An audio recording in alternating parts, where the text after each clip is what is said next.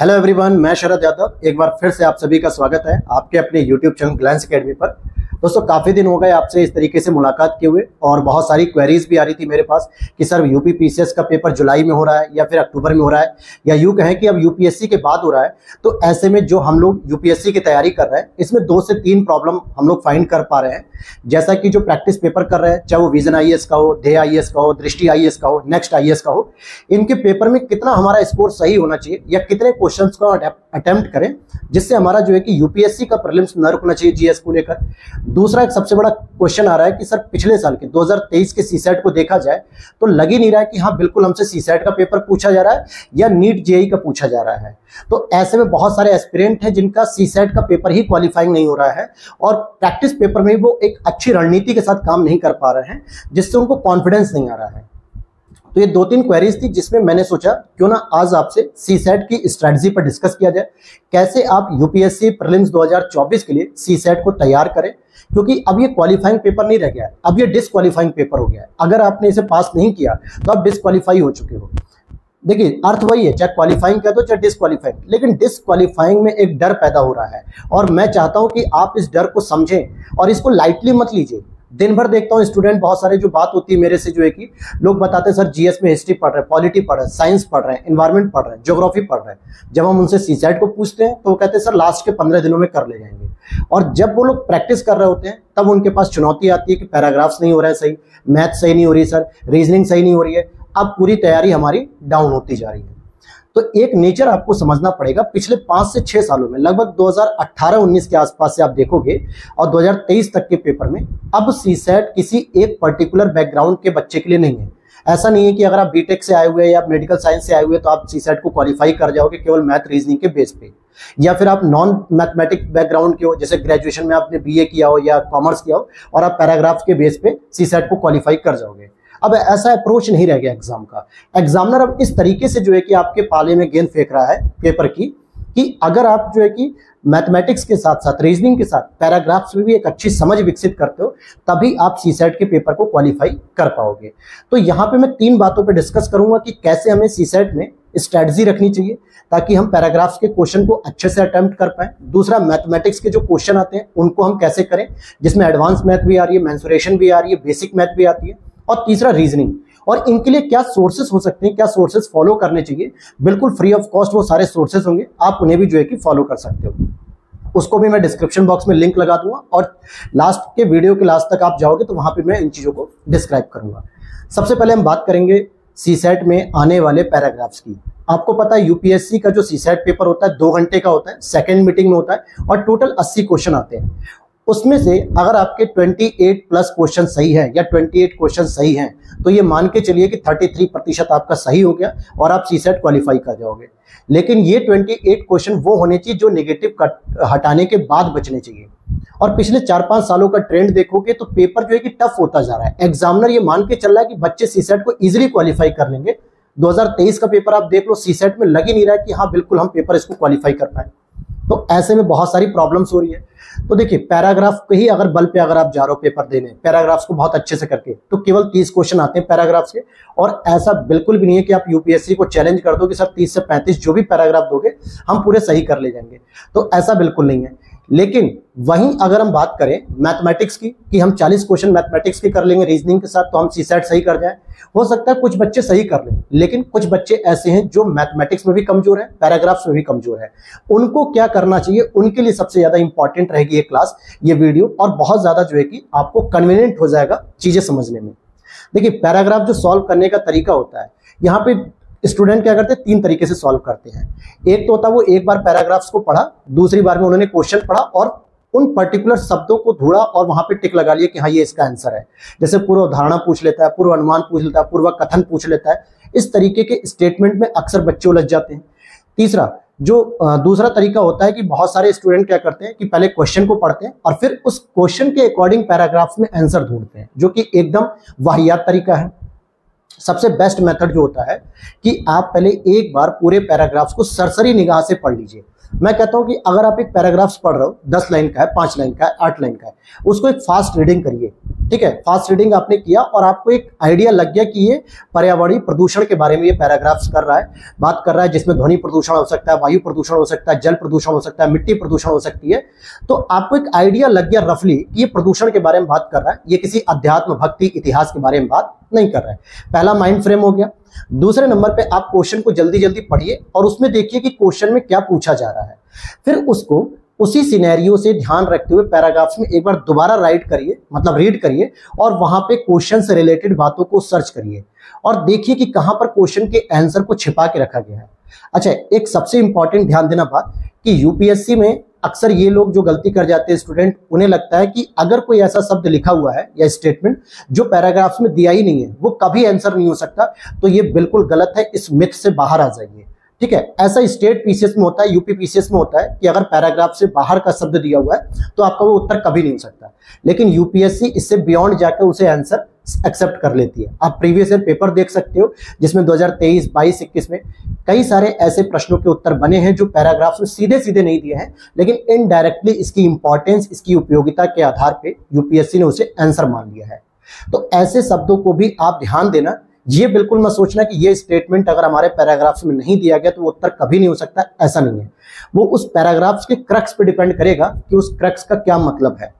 दूसरा एक तरीका तो ये हो गया, और इस तरीके से जब आप करते जाओगे रेगुलर जो है कि, तो आप देखोगे कि 30 से 35 क्वेश्चन आप इजीली कर ले जा रहे हो। एक तो ये तरीका रखना है, और इसके लिए क्या रणनीति होगी वो भी मैं अभी डिस्कस करूंगा। दूसरा इंपॉर्टेंट ये बात होती है कि आप इसको कैसे सॉल्व करोगे। अब बहुत सारे बच्चे हैं कि सर पेपर तो हम कर रहे हैं, मॉडल पेपर कर रहे हैं, प्रैक्टिस पेपर कर रहे हैं, प्रीवियस ईयर पेपर कर रहे हैं, और कुछ तो इतने बड़े खिलाड़ी हैं कह रहे हैं कि हम सीधे एग्जाम हॉल में जाके करेंगे। हो सकता है उनकी तैयारी बहुत अच्छी हो या बिल्कुल ही जीरो हो, वो ये मान के चल रहे हो कि एग्जाम में जय श्री राम के नाम से जो लगेगा वो सही हो जाएगा, लेकिन ये पैटर्न चला गया है। तो मैं आपको सजेशन दूंगा कि 2 घंटे में आप 1 घंटा या 1 घंटे से 10 मिनट कम, लगभग 55 मिनट या 50 मिनट के आसपास पैराग्राफ्स करने की प्रैक्टिस करिए। आप अभी से जो है कि अपना प्रीवियस ईयर पेपर सॉल्व करिए, पिछले 8 सालों के पेपर सॉल्व कर लीजिए, 2015 से लेकर 2023 तक के, और केवल पैराग्राफ्स को सॉल्व करिए और देखिए आपकी रीडिंग कैपेसिटी कितनी हो रही है। आप एक टाइमर लगाइए 55 मिनट का और देखिए क्या आपने 55 मिनट में पूरे 35 क्वेश्चन, 30 क्वेश्चन को पढ़ लिया, अच्छे से समझ लिया और उन क्वेश्चंस को सॉल्व कर पाए कि नहीं 1 साल के पेपर में। अगर ये ड्यूरेशन आपका, बहुत सारे स्टूडेंट जो आप में होंगे जो ये वीडियो देख रहे होंगे, बहुत सारे स्टूडेंट का एक लगभग 90 मिनट चला जाता है, सॉरी 90 तो नहीं, लेकिन 75 मिनट यानी 1.25 घंटे तक का समय चला जाता है, और इसकी वजह से मैथ या रीजनिंग के लिए केवल 45 मिनट बचता है, जिसमें फिर हम जल्दी जल्दी प्रश्नों को करते हैं जो गलत हो जाते हैं। तो हमें सबसे बड़ी इंपॉर्टेंस रखनी होगी कि हम किस तरीके से पैराग्राफ्स को 1 घंटे के अंदर सॉल्व करें, बाकी बचे हुए 1 घंटे में मैथ और रीजनिंग को सॉल्व करें। तो ये हैबिट तभी आएगी जब आप डेली कम से कम एक प्रीवियस ईयर पेपर उठा के और उसमें आने वाले 30 से 35 क्वेश्चन को डेली आप टाइमर सेट करिए और आप पेपर को सॉल्व करिए। अगर आप इस तरीके से पेपर सॉल्व करते हो तो आपको 8 दिन में 8 साल के पेपर कंप्लीट हो जाएंगे, और उसके बाद आप अपने प्रैक्टिस पेपर को भी साथ में इसी तरीके से 90 दिन से लेकर लगातार चलिए। आप अगर ये, मैं आपसे प्रॉमिस करता हूं कि अगर आप 30 डेज तक इस तरीके से करते रहोगे तो 3 चीजें आप में इंप्रूव होंगी। पहला, रीडिंग कैपेसिटी, कि कम समय में 55 मिनट में कैसे 30 क्वेश्चन को हमें पढ़ना है, रीडिंग कैपेसिटी। दूसरा, लाइन टू बिटवीन लाइन, मतलब कि लाइन बिटवीन लाइन आप समझोगे कि क्वेश्चन में क्या पूछा जा रहा है, पैराग्राफ्स को मैंने पहले कैसे रीडिंग किया, फिर दूसरी सेकंड रीडिंग मैंने क्या क्या चीजों को फोकस करते हुए किया, और क्वेश्चन में क्या डिमांड है, उन चीजों से आप परिचित होंगे। और तीसरा बेनिफिट ये मिलेगा कि जो एक्सट्रीम वर्ड आते हैं, जैसे कभी नहीं, सभी, कुछ कुछ, ऐसे जो वर्ड आते हैं, इन पर यूपीएससी क्या अपना उत्तर रखती है। सामान्यतः ये जो एक्सट्रीम वर्ड होते हैं ये 30 में से 1 या 2 क्वेश्चन में आते हैं और जो सामान्यतः सही माने जाते हैं, बाकी और जगह ये गलत हो जाते हैं।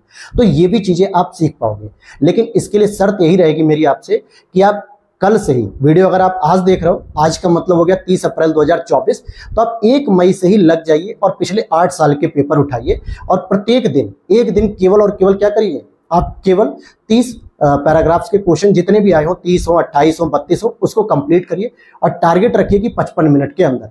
इससे क्या होगा, एक पैराग्राफ के लिए आप 2 मिनट दे पाओगे मैक्सिमम टू मैक्सिमम। और 2 मिनट से अगर अंदर समय दे रहे हो तो आपके पास एक समय बचेगा मैथ और रीजनिंग करने के लिए। तो इस स्ट्रैटेजी को अगर आप फॉलो करोगे तो 8 दिन पहले पेपर सॉल्व करिए, फिर उसके बाद 9वें दिन से आप प्रैक्टिस पेपर करिए, चाहे वो दृष्टि का करिए, विजन आईएएस का करिए, नेक्स्ट आईएएस का करिए, ध्येय आईएएस का करिए। लेकिन पैराग्राफ आप डेली इसी तरीके से करिए, 25 से 30 पैराग्राफ 1 घंटे के अंदर करने की हैबिट डालेंगे, तब जाके आप एग्जाम हॉल में एक बेहतर तरीके से चीजों को कर पाएंगे। दूसरा इंपॉर्टेंट क्या है, मैथ की क्लास। बहुत सारे बैकग्राउंड के ऐसे बच्चे जिनको मैथ बिल्कुल नहीं आती, जिन्होंने 12th में मैथ पढ़ी थी लेकिन अब उस मैथ से बिल्कुल परिचित नहीं है या छूट गई है, या बहुत सारे बच्चे जिन्होंने मैथ बैकग्राउंड से है ही नहीं, बीए करके आए हैं, बीकॉम करके आए हैं। ऐसे बच्चों के लिए क्या दिक्कत है कि कौन सा कोर्स ले सर, कहाँ से मैथ पढ़ें। तो आपको कहीं भटकने की जरूरत नहीं है, आप थोड़ा सा प्रैक्टिस करिए मैथ के लिए, और जिसके लिए मैं एक क्लास आपको बताऊंगा उसका लिंक डिस्क्रिप्शन बॉक्स में मैं लगा दूंगा, या फिर मैं टेलीग्राम चैनल पे पोस्ट कर दूंगा। एक प्लेलिस्ट है यूट्यूब चैनल पे, मुझे मिली थी जो कि मुझे काफ़ी अच्छी लगी उसके पढ़ाने का तरीका। उन्होंने यूपीएससी ईपीएफओ जो एग्जाम होता है उसके लिए पूरी मैथ की क्लास कराई है, जो पूरी तरीके से यूपीएससी के सिलेबस पे आधारित है। फिर चाहे वो मिक्सचर एलिगेशन हो, मेंसुरेशन हो, परम्यूटेशन कॉम्बिनेशन हो, या फिर एवरेज हो, या आपकी परसेंटेज हो, इस तरीके के जो भी प्रश्न यूपीएससी स्पेशली पूछता है सिलेबस के अकॉर्डिंग, वो पूरे ईपीएफओ वाले प्रश्न उन्होंने कराए हैं। प्रैक्टिस कराइए, हर एक चैप्टर पे 3 से 4 क्लासेस हैं और ऑन एन एवरेज 1 घंटे की क्लास है। बहुत अच्छी लगी मुझे, हो सकता है आपको भी पसंद आ जाए। और लगभग 45 लेक्चर्स हैं। 45 लेक्चर को आप अगर डेली 2 लेक्चर के हिसाब से भी देखोगे तो मैं मान के चल रहा हूँ कि 20 दिन में आपका कवर हो जाएगा। और उसी के साथ लेक्चर को देखने के साथ आपको डेली प्रीवियस ईयर पेपर के मैथ के क्वेश्चन भी करने हैं उस चैप्टर से जो आप चैप्टर को पढ़ रहे हो। उसका लिंक मैं टेलीग्राम पे पोस्ट कर दूंगा मैथ की क्लास के नाम से, और हो सकता है वीडियो के नीचे डिस्क्रिप्शन बॉक्स में भी लगा दूंगा। अच्छा, एक और इंपॉर्टेंट कि वीडियो के नीचे ही आपको टेलीग्राम चैनल का लिंक मिल जाएगा, वहां पर आप ज्वाइन कर सकते हो। एक डिस्कशन ग्रुप होगा और एक टेलीग्राम चैनल होगा जिसमें लगभग 7000 से अधिक लोग जुड़ चुके हैं हमारे टेलीग्राम परिवार में। आप भी उसका हिस्सा बन सकते हैं, कोई चार्ज नहीं है। बस वहां पे आपको पीडीएफ बहुत सारी मिलती है, क्लास अपडेट मिल जाती है, अलग अलग क्लासेस लेक्चर्स मिल जाते हैं, बहुत सारे यूट्यूब चैनल के जो लिंक होते हैं इंपॉर्टेंट क्लासेस के, वो भी आपको वहां पे मिल जाते हैं, जो कहीं भी ढूंढना नहीं पड़ता है। तो यहां से मैं कह सकता हूं कि मैथ की प्रॉब्लम आपकी काफी हद तक जो है कि सॉल्व हो जाएगी। तीसरा आता है रीजनिंग। हालांकि बहुत सारे बच्चे मानते हैं कि रीजनिंग बहुत इजी है और आप आराम से कर भी सकते हो। रीजनिंग के लिए आप यूट्यूब चैनल पे पीयूष वार्ष्णेय सर की एक क्लास है जो कैरियरविल क्लासेस से जुड़े हुए हैं। राकेश यादव जी के नेतृत्व में जो कैरियरविल एप्लीकेशन चलता है, उनकी जो है कि क्लासेज अगर आपको यूट्यूब पे फ्री मिल जाती है तो आप वहां से देख लीजिए रीजनिंग के लिए, या फिर आप कैरियरविल एप्लीकेशन से भी जो भी उनकी फीस होगी 1000 के अंदर ही होती है, आप उस कोर्स को परचेस कर सकते हो। ध्यान रहे, ये कोई प्रमोटेड वीडियो नहीं है। मैंने ऑलरेडी वहां से अरुण सर की और पीयूष वार्ष्णेय सर की और राकेश यादव सर की मैथ की क्लासेस की थी 1-2 साल पहले, लेकिन इसलिए मैं बता रहा हूं कि मेरा अनुभव उस क्लासेस के साथ बहुत अच्छा रहा है। तो बिल्कुल ये कैरियरविल की कोई प्रमोटेड क्लास मत समझिएगा, क्योंकि वो हमारे लिए आज भी गुरु हैं और वो काफी अच्छा पढ़ाते हैं, इसलिए मैं उनकी बस कह सकता हूं कि वो क्लासेस बता रहा हूं जो आपके लिए भी हेल्पफुल होगी। तो पीयूष वार्ष्णेय सर, अगर आपको वो नहीं समझ में आती तो एक अरुण कुमार सर की क्लासेस आती है, लंबी लंबी दाढ़ी, काफी स्मार्ट है, वो भी कैरियरविल के ही टीचर हैं। अगर उनके यूट्यूब पे मिल जाए क्लासेस तो आप वहां से पढ़ सकते हो, या फिर आप कैरियरविल एप्लीकेशन से उस क्लास को परचेस कर सकते हो। वो भी जो है कि 1000 के नीचे ही प्राइस में होगी, क्योंकि पीयूष वार्ष्णेय सर और अरुण सर की रीजनिंग मुझे काफी अच्छी लगी, काफी अच्छी पसंद आई, और वो यूपीएससी के हिसाब से बहुत ही बेस्ट रही मेरे लिए। तो मैं कह सकता हूं कि सीसेट की रणनीति जो मैंने बताई है, पिछले 8 सालों के पेपर आप करिए, अगले 8 दिनों में 9वें दिन से आप प्रैक्टिस करिए, और लगातार अगर आप 35 से 40 दिन ये चीज करोगे तो पेपर के दिन आपको एक कॉन्फिडेंस होगा। 3 चीजें आप सीख के गए होगे एग्जाम हॉल में कि कैसे में जल्दी से जल्दी रीडिंग करनी होती है फास्ट, कैसे में क्वेश्चन के साथ उसको लाइन बिटवीन लाइन को समझना होता है, और कैसे जो एक्सट्रीम वर्ड होते हैं उनके जाल में नहीं फंसना है, उनके ट्रैप में नहीं फंसना है, और वहां से आप उत्तर को निकाल पाओगे। लेकिन इसके लिए हार्डवर्क आपको करना पड़ेगा ना। डेली टाइमर लगाइए 55 मिनट का, 60 मिनट का, और इस चीज को सॉल्व करिए। दूसरा, मैंने मैथ का सॉल्यूशन बता दिया, उसका लिंक मैं टेलीग्राम पे पोस्ट कर दूंगा इस वीडियो के बाद ही। और तीसरा, मैंने रीजनिंग का भी आपको सॉल्यूशन बता दिया। इसके बाहर आपको कुछ भी नहीं करना है, और यकीन मानिए आपके सीसेट में 15 दिन बाद आप देखोगे कि आपके पेपर की मतलब जो मार्किंग है प्रैक्टिस पेपर की वो बढ़ने लगेगी। 15 दिन मैंने इसलिए कहा क्योंकि पहले 8 साल के जो पेपर हैं उसको ही सॉल्व करने में आपको 8 दिन लगेगा, और एक अप्रोच डेवलप होने में भी 10 से 12 दिन का लगेगा समय कि सीसेट को कैसे हम डील कर सकते हैं। तो ये सारी चीज़ अगर आप फॉलो करोगे स्टेप बाय स्टेप, तो आपका सीसेट का जो फोबिया है कि कैसे हम यूपीएससी के सीसेट को हटाए, ये खत्म हो जाएगा।